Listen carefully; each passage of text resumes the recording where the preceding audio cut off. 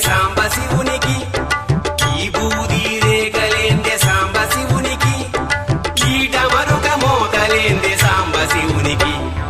ఈ బూది రేఖలే మీ నొసటి గీతలు